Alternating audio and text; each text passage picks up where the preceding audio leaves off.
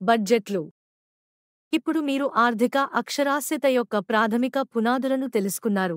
ఇది కొంచెం లోతుగా త్రవ్వడానికి సమయం. ఈ మాడ్యూల్లో బడ్జెట్ను ఎలా రూపొందించాలో మరియు స్మార్ట్ సేవింగ్స్ మరియు ఇన్వెస్ట్మెంట్ నిర్ణయాలు ఎలా తీసుకోవాలో నేర్చుకుంటాము. ఈ వీడియో బడ్జెట్పై దృష్టి కేంద్రీకరించబడింది. అందులో చిక్కుకుపోదాం. కాబట్టి బడ్జెట్ అంటే ఏమిటి? బడ్జెట్ అనేది ఒక వ్యయ ప్రణాళిక. ఇది మన డబ్బును నిర్వహించడానికి మాకు వీలు కల్పిస్తుంది. తద్వారా మేము ఎన్నటికీ తక్కువగా ఉండము మరియు మా కుటుంబాలకు అవసరమైన ప్రతిదాన్ని కొనుగోలు చేయగలము. ప్రతి నెల మీరు ఆహారం, అద్దె మరియు విద్య వంటి ఊహాజనిత ఖర్చుల ఆధారంగా మీరు ఎంత ఖర్చు చేస్తారో ప్లాన్ చేసుకోవచ్చు. ఆర్థికంగా తెలివైన నిర్ణయాలు తీసుకోవడానికి మీరు బడ్జెట్ను ఎలా ప్రారంభించవచ్చో ఈ రోజు మేము పరిశీలిస్తాము. కాబట్టి నెలవారీ బడ్జెట్ను రూపొందించడానికి మీరు ముందుగా మీ నెలవారీ కుటుంబ ఆదాయాన్ని తెలుసుకోవాలి. దీన్ని లెక్కించడానికి మీరు చేయాల్సిందల్లా మీ ఆదాయాన్ని మీ భర్త ఆదాయంతో కలపడం. మీ కుటుంబం నెలకు ఎంత డబ్బు సంపాదిస్తుంది అని మీకు ఒకసారి తెలిస్తే మీరు వివిధ విషయాలపై ఎంత ఖర్చు చేయగలరో మీరు గుర్తించవచ్చు. బడ్జెట్ ఎలా చేయాలో నేర్చుకోవడం కోసం ఒక ఊహాత్మక కుటుంబాన్ని పరిశీలిద్దాం. మేము వారిని సింగ్ ఫ్యామిలీ అని పిలుస్తాము. ఎమా సింగ్ ఒక నిర్మాణ కార్మికుడు మరియు అతను నెలకు 10,000 రూపాయలు సంపాదిస్తాడు. మిసెస్ సింగ్ టైలర్గా పనిచేస్తూ నెలకు 5,000 రూపాయలు సంపాదిస్తుంది.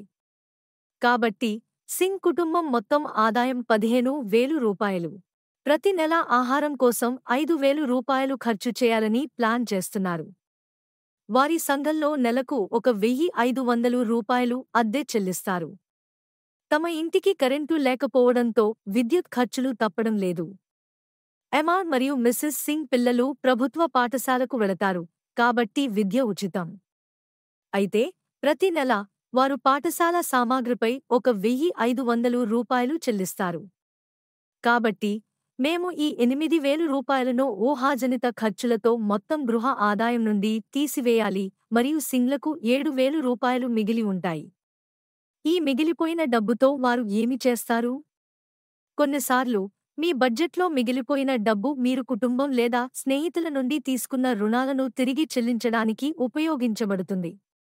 కానీ మీకు తిరిగి చెల్లించడానికి రుణాలు లేకుంటే మీరు మీ డబ్బును మీ బ్యాంక్ ఖాతాలో సేవ్ చేయగలుగుతారు. ఆ విధంగా mister and Mrs Singh medical బిల్లులు లేదా ఇంటి రిపేర్లు వంటి ఊహించని ఖర్చులను ఎదుర్కొంటే మరియు వారు తమ బడ్జెట్ను అనుసరించలేకపోతే బ్యాకప్ ప్లాన్గా ఉపయోగించుకోవడానికి వారికి పొదుపు ఉంటుంది.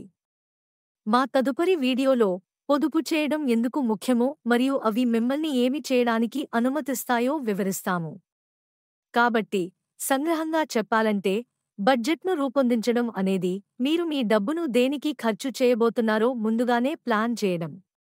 వివిధ విషయాలపై ఎంత ఖర్చు చేయాలో మీకు తెలిసిన తర్వాత మీరు డబ్బు ఆదా చేయడానికి మరియు బలమైన ఆర్థిక భవిష్యత్తును నిర్మించుకోవడానికి ప్లాన్ చేసుకోవచ్చు.